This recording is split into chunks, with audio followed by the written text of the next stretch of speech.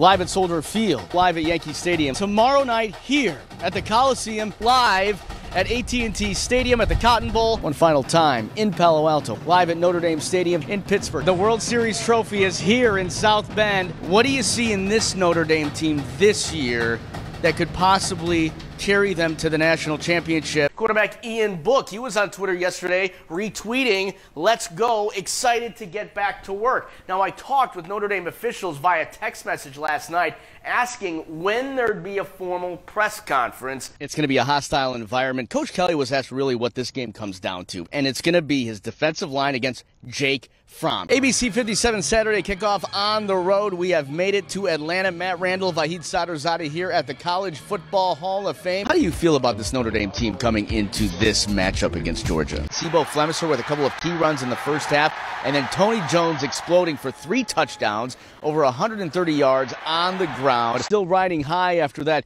come from behind victory over Virginia Tech at Notre Dame Stadium on Saturday night. Gearing up for a showdown against the UCLA Bruins at Purcell Pavilion tomorrow afternoon. 394.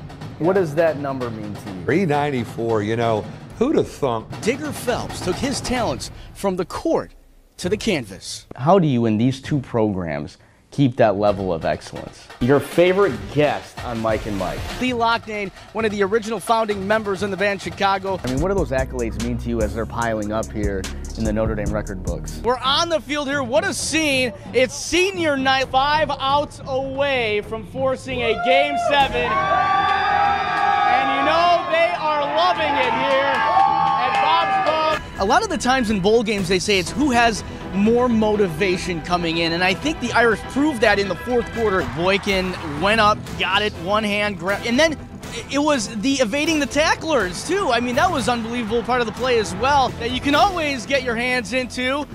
Accuracy was the key for Ian Book last week. Brandon Wimbush and company will be running out of the tunnel for the final time at home this season wearing these special Rockney-inspired jerseys. Helmets like these, this is the one that Edwardsburg High School uses. 95, can you believe that? 95,000 square feet just in this field house alone, and maybe the best feature, the most unique feature in the nation, and that it nestles right next to the shores of beautiful Lake Michigan. They brought the outdoors in. And down this tunnel, you'll find one of the most iconic signs in Notre Dame college football history. The Play Like a Champion Today sign is just down this hallway and just to the right, heading to the locker room. And today, finally, we get to meet the minds behind the message.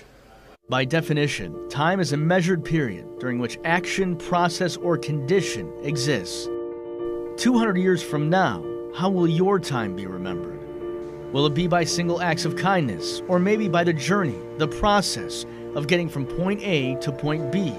Or is it the state of mind, the feeling to which you shed onto others? 200 years from now, how will your time be remembered for today? A long, long time ago. Today is a special day for South Bend native Lori Wenger. A day rooted in action and process and hampered only by condition. I was the only one that did it. There was nobody else. It was all hand done at that time. And I could have done it because I took commercial art in high school. 30 years ago, Wenger worked at the University of Notre Dame as a graphic artist and sign painter. Hundreds of signs, footballs, all by brushstroke. When one day in 1986, football head coach Lou Holtz sent her another project. Went to the library and got all the books on the history of Notre Dame, wanted to know everything about it. And I noticed a picture in there of the entranceway to the stadium, and it had Play Like a Champion Today. I said, we're going to get that sign made up again. We're going to put the same place it was in that book. It was just another sign. I had other things on my desk that they wanted me to do, and so somebody from football came in, gave me a scrap of paper and said, Play Like a Champion Today, and I was given it and said, Coach wants this in blue and gold. Okay, so I used the colors available to me at the time, and the rest is history. And with permission from the university, Lori could sell the sign. Time went by and other people wanted it too, so I was like, okay. And so I started to make it into a business. It was like, holy cow, a lot of people want this. So I was just floored by that. And for the next 4 years, Lori didn't have much of a life because she hand painted every single one of those signs. I think it was close to, what, 600. Yeah. We did hand painted in our basement. She worked all day and then come home and did it at night, and we were both down there. You know, she wasn't down there alone. And then Don would come and help. It was a group thing.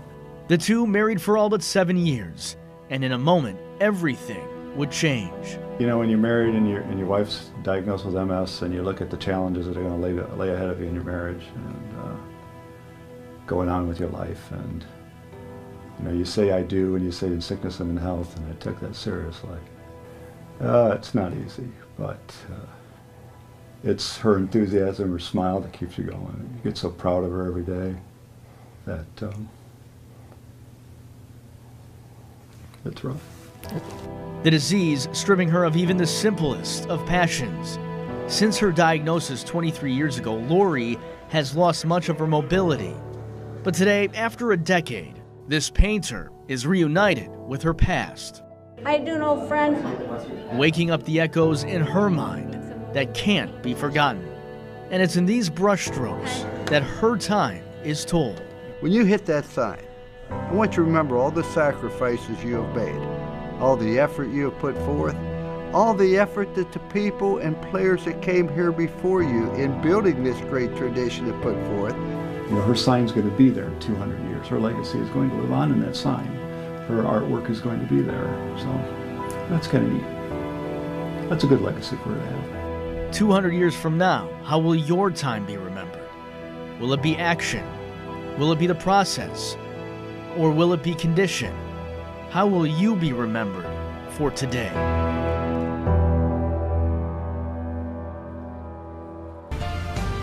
Don Wright's journey to the U.S. Senior Open has been nothing short of miraculous. After just missing a putt to qualify for the tournament in 2018, the Florida resident would not be denied a spot in this year's field. And even though the 53-year-old missed the cut, the trek to that first tee at Warren Golf Course was a lifelong dream come true. Final round of the 40th U.S. Senior Open. Long after the tournament leaders have teed off, long after he missed the cut to play the weekend, you'll find Don Wright here, a labor of love. It was a surreal feeling. Standing on the first tee Thursday for round one, Wright realizing what he accomplished just by being here. Because the U.S. Open is so prestigious, because it is the event of all events, it's what every golfer dreams of doing. And I was not only representing myself, but representing all the other golfers out there that I know that have never had the opportunity and an opportunity to play in the U.S. Open.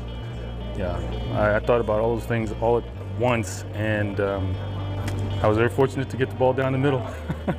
His journey to Notre Dame is, by any measure, a miracle. My mother raised me, my brother, by herself in upstate New York, small town. You know, she never ever told us we were poor, and she made us reach for the sky. She told me I could be the president of the United States if I wanted to be. I could be whatever I wanted to be. You know, she said you can fly as high as you want. A multi-sport athlete, he chose golf, received a scholarship to Texas Southern University, and dedicated himself to making the PGA Tour.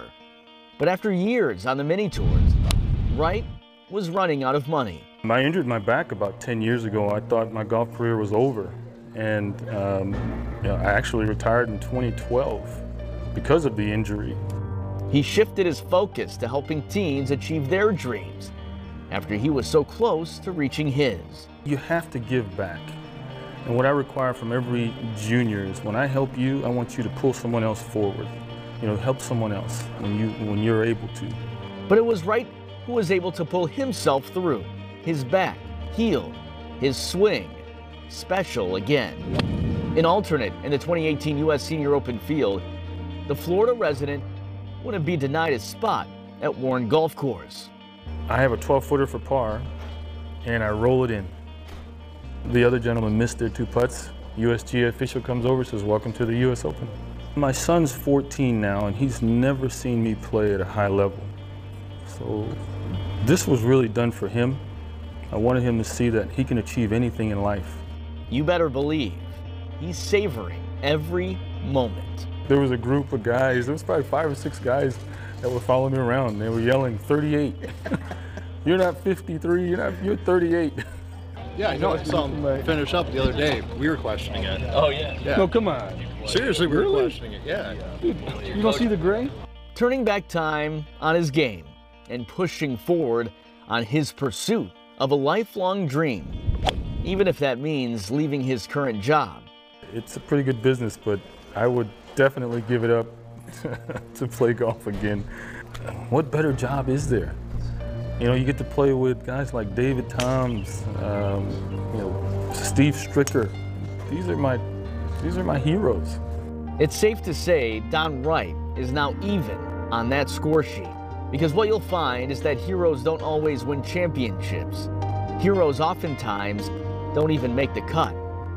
But what heroes do is dream so that others can dream too.